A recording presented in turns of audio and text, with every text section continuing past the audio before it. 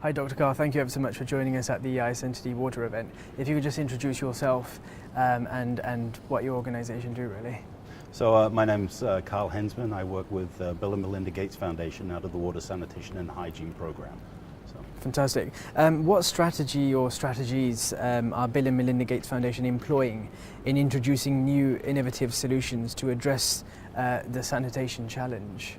So the strategies we look at, we're trying to move beyond the concept of just having the sanitation ladder and moving towards a step change. So when you look at what you're trying to do, you're trying to bring something that is more sort of towards a consumer market approach. Right. Can you drive the people to desire sanitation? Can you actually support the sanitation fecal sludge management in a way that is a business model, so to speak, so it can be sustainable? The whole point is at some point people have to move away from just NGOs or multilaterals or foundations from putting money into it. At some point they will move away. Right. So how do you create a position in sanitation where it's self-sustaining? Right, and obviously a lot of these projects, they start off on a promising small-scale pilot study. Mm-hmm. How promising have these pilot studies been and translated onto a larger scale in a real-life setting? There's a good friend of mine, Jan Willem Rosenbaum, who I don't know if he came up with the phrase, but he told me once, pilots never fail and pilots never scale. Right. So it's not a matter of the pilots working well, the pilots will work well. It's how do you bring that to scale? How do you build that demand? How do you go from dealing with, perhaps you're dealing with 10,000 people, or perhaps you're only dealing with 200,000 people, but in sanitation you have to deal with 2.4 billion. Absolutely. So how do you move from that pilot into this scale? Yeah. And that's something that, is outside the bounds, I believe, of the foundation. I mean, everyone is budget limited. So it's how do you then make it market driven? Right. How do you bring the commercial industries and the entrepreneurs in the slums and the consumer market power together to help deliver those solutions? You just said that, everybody is budget limited. Yeah. I guess my question would be, where do you get your funding from? And would the short-term funding provide a long-term sustainability, which is what we want? We want to look at post-Millennium Development Goals, right. But at the same time, we want to have a sustainable approach. How do we address the issue of sustainability? So within the WASH team at the foundation, what we're looking at is the whole sphere around sanitation. That's not just in the technology sense, but it's also on the educational change behavior, the policy and advocacy side of things. We're trying to understand how the markets work with sanitation.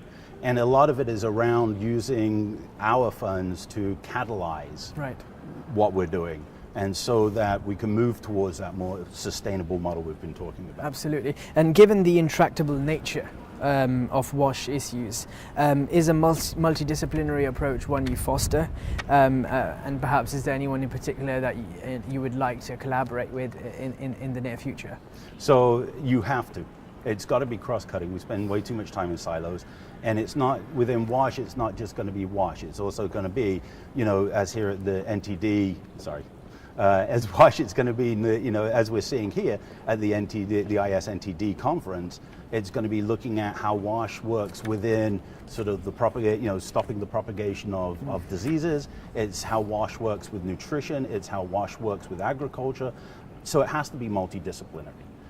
There's really no two ways about it. And absolutely. I think that's what at the moment we're starting to see a movement towards, is breaking down those barriers between the disciplines to try and come to a more constructive approach together.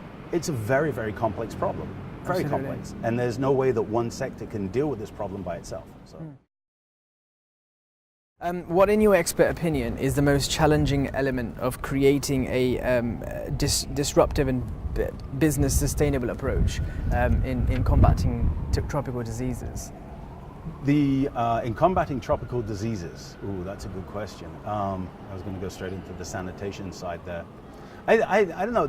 It's sort of an interesting question, because I personally feel that the most disruptive approach to most of this is a business approach. Right. And it's the business model that has to be applied into the environment you're going into. And just like a lot of things, there isn't a panacea. There's not one model that's going to work in one location. And there may not be one model that's going to work in a city. It may take different models around all of the cities to come together and make these things work. And lucky for me, being on the engineering side, I don't have to handle that piece. You know, I've got some very skilled colleagues who have some very, very skilled, you know, grantees and partners that work on that. But the trying to figure out the correct business model for the environment with the correct value from the business model as well. It's not just about cash, it's about value. What is the value going back to the community? Right. That is probably the biggest hurdle, I think. So. Right. A lot of the times we hear about diagnostics lacking clinical sensitivity, clinical specificity. Yeah. There's the occurrence of false positives, false negatives. They're not point of care tests. How can we ensure that we get the best diagnostic possible? Is it to perhaps get more PhD students, but provide more grants?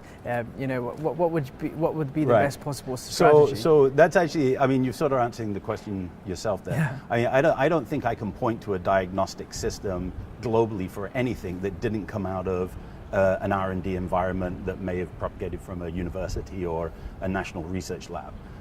Most commercialized companies that do diagnostics, they're pulling IP typically from that sort of environment. I mean, they may see a market for it, but the original diagnostic comes out of some sort of IP that was developed at a very highfalutin intellectual level. So, yeah, I mean, that's the answer right there. If you want to generate more diagnostics and more diagnostic ability, you've got to get more money into the hands of the people that have the time to look at diagnostics and look at preparing those systems. The problem that you have now is when do you see too much diagnostics, right? I mean, what's the cutoff? How much do you really need? And that's sort of also got to be looked at as well. Absolutely. So how did you find today's iCenterD water event? So again, I've come. This is the second time I've come. I've always had a fantastic time. I've learned so much from all the other experts in the room.